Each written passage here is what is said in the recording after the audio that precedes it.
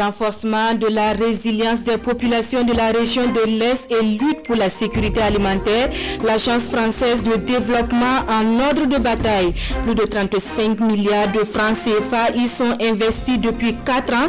Avec quel résultat? L'ambassadeur de France au Burkina était sur les traces des réalisations du projet qui tire à sa fin.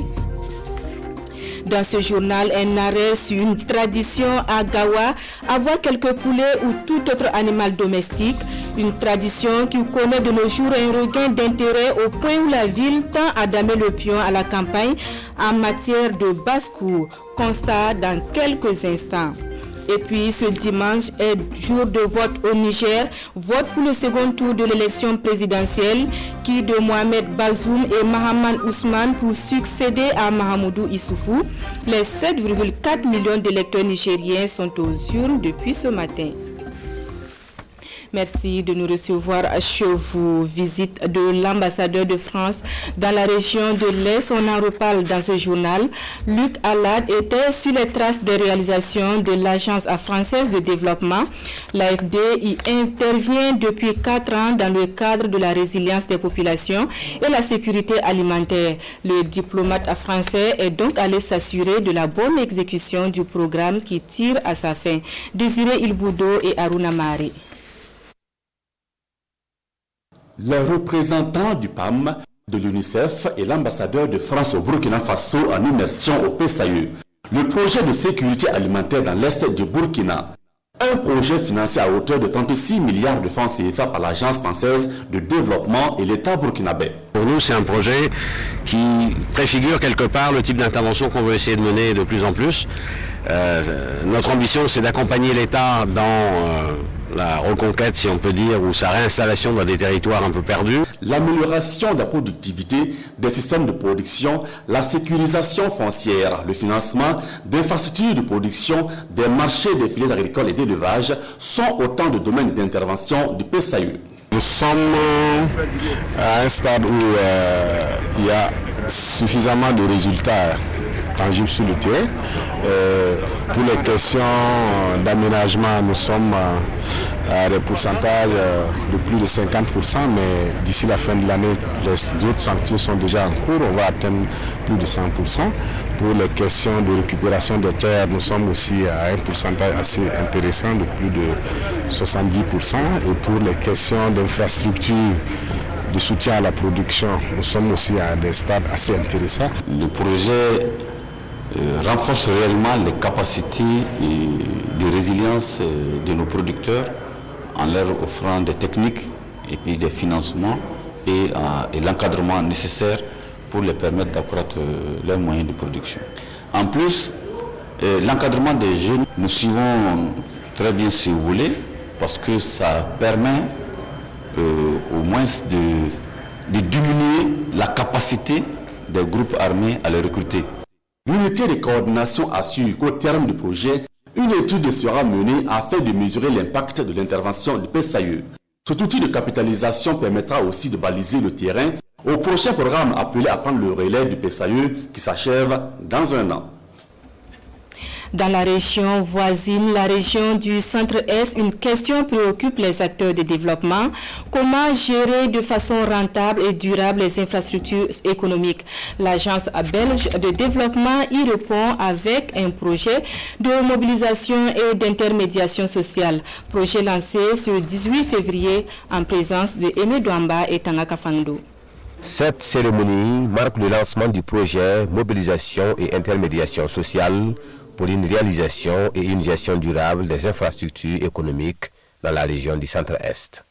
Un projet piloté par Vétérinaires sans frontières en collaboration avec l'ONG Dakupa et vise à susciter l'intermédiation sociale et la participation citoyenne dans les actions de développement de la région. Notre région est un carrefour des échanges commerciaux. Notre région est au centre même de l'économie du pays et les infrastructures existantes connaissent des difficultés de fonctionnement, des difficultés de rentabilité et de même pérennisation.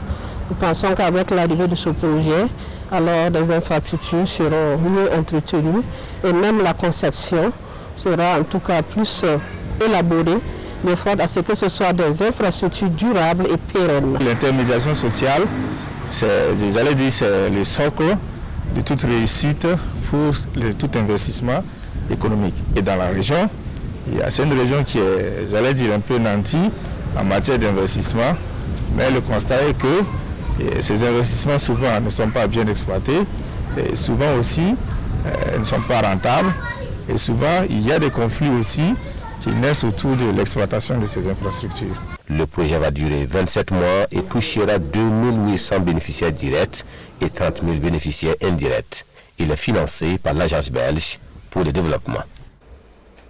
À Kaya, le groupe d'appui en santé, communication et développement qui s'investit depuis peu sur le front du combat contre la pauvreté et la vulnérabilité des enfants évalue ses actions sur le terrain.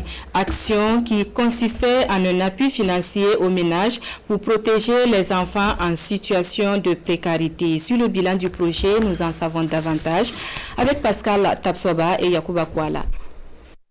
Le groupe d'appui en santé, communication et développement, GASCOT, fait le point de ses actions dans la lutte contre la pauvreté et la vulnérabilité des enfants du Centre-Nord.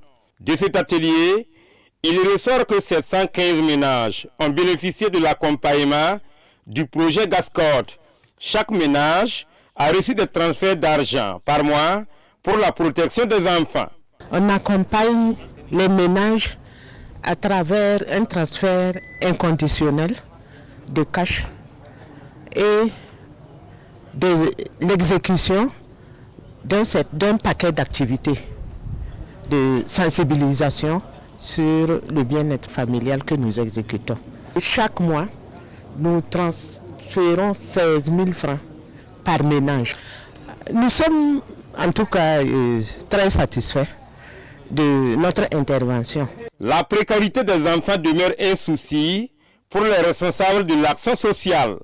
Ils saluent l'engagement de GASCOT et appellent toutes les bonnes volontés à manifester leur générosité. Depuis que GASCOT est dans notre province, notamment dans la commune de Dargo, on a senti une amélioration des conditions de vie de ces ménages qui bénéficient de ces transferts cash de cette ONG. Donc c'est vraiment un ouf de soulagement pour le ministère en charge de l'action humanitaire. Le projet GASCOT est au Burkina depuis 2019. Il intervient dans les régions du Nord et du Centre-Nord.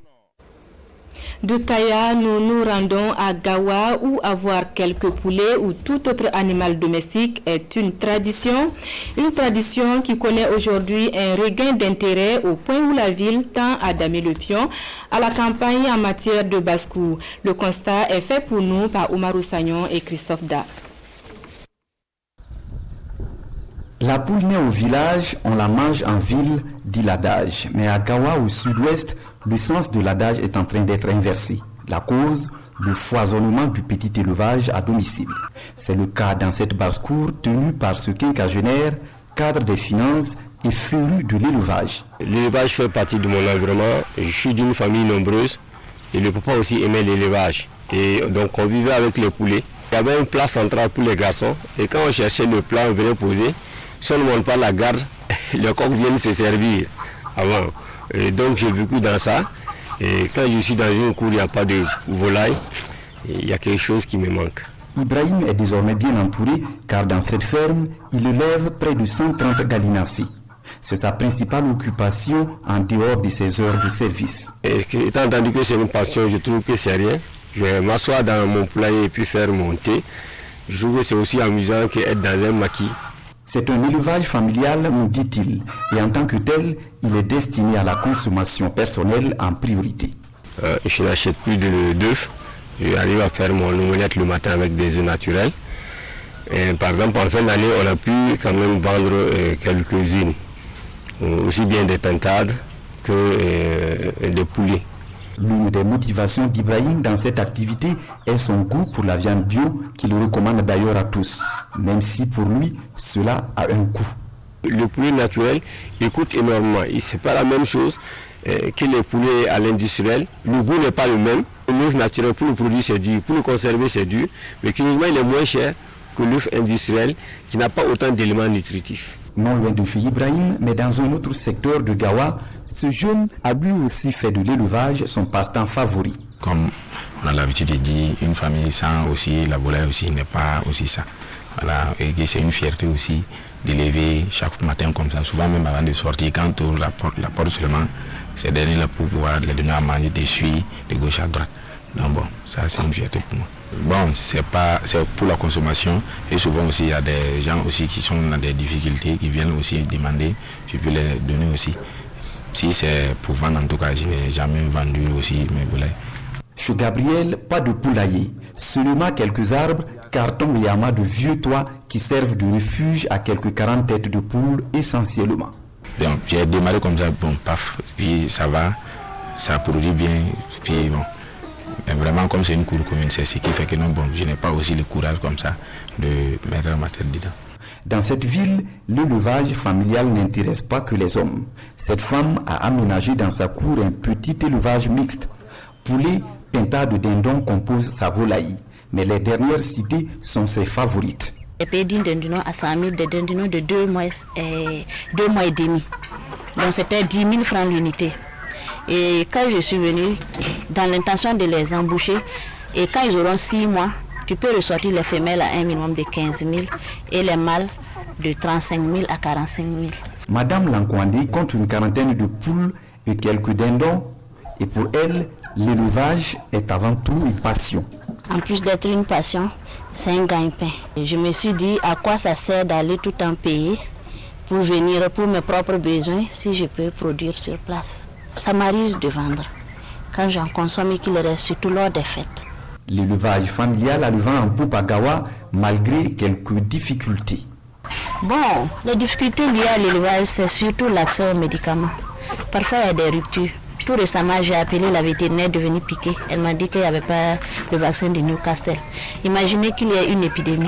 Ils peuvent tous trépasser. Dès lors qu'il y a une petite maladie dans la basse-cour, il faut aller à Bobo chercher les antibiotiques. C'est à Bobo que je vais chercher les antibiotiques. Donc ça nécessite de l'encouragement. Et par exemple les tourteaux aussi. On ne trouve pas ça à Gawa. L'éleveur de Gawa redoute également les visiteurs indésirables qui gâchent trop souvent la fête. Juste avant le nouvel an, Gabriel a été victime d'un vol dans lequel il a perdu une dizaine de sa volaille. Au même moment, Madame Lankwandi s'est vue voler 6 dindons d'embouche qu'elle comptait pourtant vendre dans les jours qui suivaient. Mais les victimes assurent que cela n'a en rien entamé leur détermination. Tous prévoient de passer du petit élevage à celui de grandes fermes dans l'avenir. Nous restons à Gawa pour ce cri de cœur de l'amicale des anciens élèves du lycée Bafouji.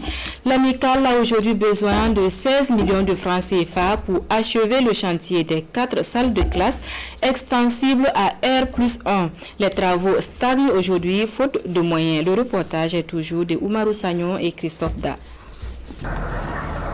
Au lycée provincial Bafouji de Gawa, la construction de ces salles de classe ne s'achèvera probablement pas ou pas dans les meilleurs délais. Pour cause, l'amicale des anciens élèves du lycée à l'origine de ce projet manque de moyens pour poursuivre le chantier. Nous avons vraiment besoin d'au moins 16 millions pour achever les travaux. Parce qu'aujourd'hui, le projet ne concerne pas que les anciens du lycée Bafouji, mais c'est un projet qui concerne les ressortissants de la région du Sud-Ouest et toutes ces personnes qui s'intéressent aux questions de l'éducation. Et nous sommes prêts à recevoir ce qu'ils nous donnent, que ce soit des agrégats, que ce soit de l'argent en espèces. La construction de ce bâtiment extensible en hauteur suscite pourtant beaucoup d'espoir dans le lycée qui fête ses 51 ans cette année. C'est le plus grand du Sud-Ouest avec un effectif de plus de 1600 élèves. Pour cette année, nous avons reçu plusieurs centaines de demandes, à peu près 800 dossiers que nous avons reçus. Mais les capacités d'accueil sont tellement faibles en ce moment. Et ça fait que l'établissement ne peut pas satisfaire à toutes les demandes de place au sein de l'établissement. On ne peut qu'être fiers parce qu'ils ont pensé à leurs enfants, à leurs petits frères. C'est vraiment un motif de satisfaction et de reconnaissance à l'endroit de l'amicale de ses anciens élèves. Pour l'amicale, l'idée de départ était de commémorer le 50e du lycée en novembre dernier avec ce bâtiment. Aujourd'hui, son achèvement est devenu une priorité. Il coûtera à terme 48 millions de francs CFA. Retour à Ouagadougou pour un autre exemple de citoyenneté qui lui a profité au marché dit du 15e. Il s'agit de jeunes scolaires et universitaires qui se sont mobilisés ce samedi pour le nettoyage du dit marché. L'ambiance avec Gérard Sommet et Sébastien Zongo. C'est parti pour la journée de salubrité de l'association Joe Volontaire. Et c'est le marché appelé 15e dans l'arrondissement 12 de Ouagadougou qui bénéficie de cette activité d'assainissement. Un geste pour dire merci pour avoir remporté le trophée du tournoi de football en compétition avec les établissements scolaires voisins. Avec ce que j'ai vu, je manque de mots pour remercier ces jeunes parce que l'assainissement c'est très important.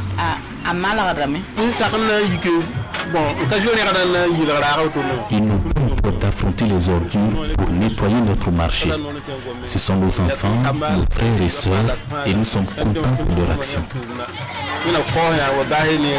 L'association Joe Volontaire est un collectif de jeunes scolaires et universitaires qui donne l'occasion aux jeunes d'apporter leur contribution au développement communautaire. Joe Volontaire. Oui. Nous n'allons pas attendre. Nous n'allons pas attendre, c'est ça notre slogan. Nous on va agir avant le gouvernement. Si le gouvernement a de l'aide pour nous vraiment nous motiver, nous serons prêts. On va l'accueillir et puis on va se donner à fond. C'est la jeunesse burkinabé qui gagne. Et pour l'activité du jour, les membres de l'association sont appuyés par les élèves du lycée Intelligentsia. Dans le règlement intérieur, il est autorisé aux élèves d'assainir leur cadre de vie. Et donc dans leur programme d'activité, ils ont initié le nettoyage du lycée aujourd'hui. Et donc nous avons été aussi contactés par l'association Joe Volontaire pour le nettoyage du marché. Donc nous avons trouvé que c'était bon qu'on puisse associer nos deux activités. Cette activité d'assainissement intervient après celle du dispensaire, de la mosquée et de l'église catholique de la Patte d'Oie à Ouagadougou. Cette autre association qui regroupe, elle, des jeunes filles a choisi comme champ d'action la lutte contre le Covid-19. L'association a regroupé ce week-end environ 200 femmes vulnérables de la ville de Ouagadougou pour leur rappeler la nécessité et l'urgence du respect des gestes anti-Covid, de l'information, mais aussi des kits de protection contre le virus et des vivres. Le témoignage de Ahadi Sandamba. Venues de 3 arrondissements de la commune de Ouagadougou, ces femmes sont ici à l'école des bonnes pratiques contre la maladie à coronavirus. L'initiative du projet d'appui à la résilience économique, sociale et mentale de 500 jeunes filles et femmes de la ville de Ouagadougou. Piloté par Young Women's Christian Association, le projet entend ainsi contribuer à la lutte contre le Covid-19 chez les femmes vulnérables. La pandémie a affecté d'une manière ou d'une autre les femmes et les jeunes filles. Ça a accru leur vulnérabilité et ça a réduit aussi le revenu des ménages. Nous avons identifié des personnes qui ont été affectées par la Covid-19, qui ont perdu leur emploi dû à la Covid et aussi des personnes qui ont été victimes de violences domestiques. Au total, ce sont 200 femmes et jeunes filles qui prennent part à cette séance de sensibilisation. Des mesures barrières à la prise en charge médicale en passant par les différents symptômes et les modes de transmission. Tout a été expliqué aux participantes. Il y a beaucoup de choses que nous ne savions pas. Ça va nous permettre à protéger et nous-mêmes, c'est nous à la maison et c'est les amis, des copines dont chacun va aller raconter et ce qu'on nous a appris ici. À l'occasion, les participantes sont réparties les mains chargées de vivres et de kits de protection contre le Covid-19. Un don qui a coûté 3 millions de francs CFA à l'association. Young Women's Christian Association Burkina Faso a été créée le 27 mars 2007 à Ouagadougou avec pour ambition de promouvoir les droits et l'autonomisation de la femme et de la jeune fille. Union libre, publique ou mariage civil, quelle implication pour les conjoints? 2 étudiants répondent à ces questions à travers un ouvrage intitulé « La loi burkinabé et les unions », un ouvrage qui détaille la portée de chaque choix matrimonial. Présentation de l'œuvre avec Amado Ilboudo et Ahadi Sandamba. sensibiliser la population sur la conception juridique du législateur burkinabé par rapport au mariage et faire connaître ces réalités à la population, c'est l'objectif poursuivi à travers cet ouvrage. Un ouvrage axé sur le volet des unions. Il est l'œuvre de ces deux étudiants en sciences juridiques et politiques qui entendent ainsi contribuer à rabattre le taux de divorce au pays des hommes intègres. On veut que toute personne qui lira ce document sache, quand il s'engage devant monsieur le maire à être uni à telle ou telle personne et qu'il choisit tel régime matrimonial, qu'est-ce qui va se passer après? Il ne suffit pas de dire je choisis le régime séparation de biens ou communauté de biens et après. Parce que c'est bien d'être unis, c'est bien d'être ensemble, c'est bien de vivre ensemble. Et après? L'ouvrage est remis ici à Maître Noélie Yarou pour ses encouragements et ses conseils. Pour elle, le problème des unions mérite une pensée particulière et ce livre est la bienvenue. Nous sommes dans le domaine, nous sommes des praticiens. Nous voyons un peu comment la clientèle vient vers nous pour poser un certain nombre de questions. Je pense que si moi-même je peux avoir un certain nombre d'exemplaires pour ma clientèle, ça sera très bien. Parce que les questions évoquées dans le document sont des questions, j'allais dire, d'actualité, auxquelles il faut chercher des solutions. Ce livre de 84 pages est divisé en titres et compte en son sein plusieurs chapitres. Il est disponible dans les librairies de la place à un coût unitaire de 1500 francs CFA. Cheikh Alidou Sana lui retrace dans un livre entièrement écrit en arabe l'histoire de Ramatoulaye, un des hauts lieux de la foi musulmane au Burkina. L'œuvre a été officiellement remise aux dignitaires du village vendredi dernier en présence de Abassé Traoré et Karim Bikenga. Cheikh Alidou Sana de Ouagadougou fait sa prière de ce vendredi à Ramatoulaye, aux côtés de son homologue Aboubakar Maïga II, de ce village, de la commune de Namiskma. Pour ce dernier, Cheikh Sana a édité ce livre sur l'histoire du fondateur de Ramatoulaye.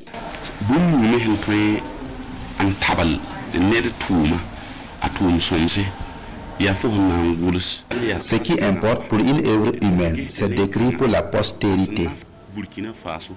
C'est pourquoi, au regard de la contribution de Cheikh Maïga I pour le Burkina, nous avons décidé de produire ce livre. Le livre compte 115 pages. On y trouve le parcours des trois cheikhs qui se sont succédés à Ramatoulaye. Cheikh Maïga II, l'actuel, reçoit ainsi officiellement le livre dans l'enceinte de sa mosquée après la prière et devant des fidèles réunis pour la circonstance.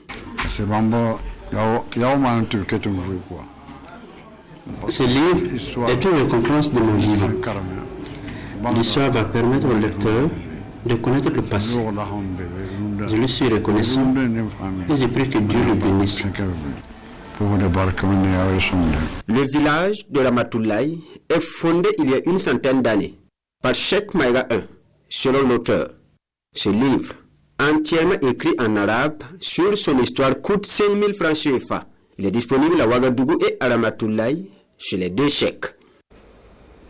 Religion toujours avec le nouvel archevêque de Koupéla qui était à la rencontre de la diaspora de sa circonscription pastorale. C'était à travers une messe d'action de grâce dite hier à la paroisse à Saint-Camille de Ouagadougou.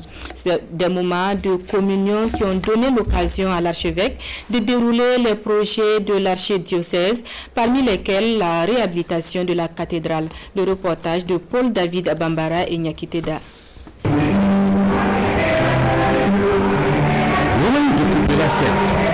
Même présent spiritualité, les ressortissants de l'archidiocèse sont venus ici avec le père de l'église famille de Dieu de la dite localité. C'est une messe voulue par le nouvel archevêque, Monseigneur Gabriel Sayaogo, qui veut travailler dans la concertation, l'union et la cohésion dans la spiritualité pour construire le règne de Dieu au milieu des hommes. C'est simplement un moment de retrouvailles entre, j'allais dire, des brebis qui se sont éloignées du bercail, mais qui font toujours partie du bercail, avec leur pasteur qui est venu pour les rencontrer, faire leur connaissance, et voir qu'est-ce qu'ils peuvent faire pour nous accompagner dans les différents projets d'évangélisation que nous avons occupés là. La démarche est jugée noble et les fidèles s'emploient à répondre à ces sollicitations chaque fois que le besoin est pour construire ensemble leur maison commune. Nous tenons à saluer la venue à Ouagadougou de notre archevêque qui est à peine installé, parce qu'il est là seulement depuis à peine un an et poussière, a pensé à venir, et pour nous c'est une occasion inédite que nous apprécions beaucoup. Et vous voyez le bonheur qui illumine nos visages. Si vous pouviez voir nos cœurs, ce serait encore vraiment plus rayonnant et plus radieux. Prenons cette opportunité pour lui réaffirmer notre engagement à l'accompagner dans toutes ses actions. Et un des premiers projets dont on a parlé, c'est la réhabilitation de la cathédrale. C'est une messe dite sur fond d'union, d'entente, pour réaliser avec en ligne de mire, réhabiliter leur cathédrale pour accueillir en 2025 le 125e anniversaire de l'arrivée de l'église catholique à Kupela. L'archidiocèse de Kupela regroupe les diocèses de Farangourman, de Tenkorogo, de Dori et de Kaya. Hors de chez nous et au Niger, les 7,4 millions d'électeurs sont appelés ce dimanche aux urnes pour le second tour de l'élection présidentielle. Ils devront choisir entre Mohamed Bazoum, dauphin du président sortant, et Mahaman Ousmane, ancien président. Jour de vote au Niger, les 7,4 millions d'électeurs de ce pays d'Afrique de l'Ouest sont appelés aux urnes dimanche à la faveur du second tour de la présidentielle. Mohamed Bazoum, le candidat du Parti nigérien pour la démocratie et le socialisme au pouvoir, est présenté comme le favori du scrutin. Le fidèle du président sortant a fait la course en tête lors du premier tour en décembre avec 39,3% des suffrages. Bazoum bénéficie du soutien des candidats arrivés en 3e et 4e position à l'issue du premier tour. Il a pour challenger Mahaman Ousmane, ancien président entre 1993 et 1996, qui veut redécouvrir les arcanes de la présidence. Au premier tour, il avait obtenu près de 17% des suffrages. Dans le jeu des alliances, il pourra compter sur le soutien d'Ama Amadou. Organiser le vote sur l'ensemble du territoire sera le principal défi, alors que l'ouest du pays est livré aux exactions des djihadistes. La commission électorale promet un scrutin transparent, mais la vraie réussite de ce scrutin résidera sans doute dans l'acceptation des résultats par toutes les parties. C'est tout pour cette édition. Merci de votre fidélité à nos programmes. À demain.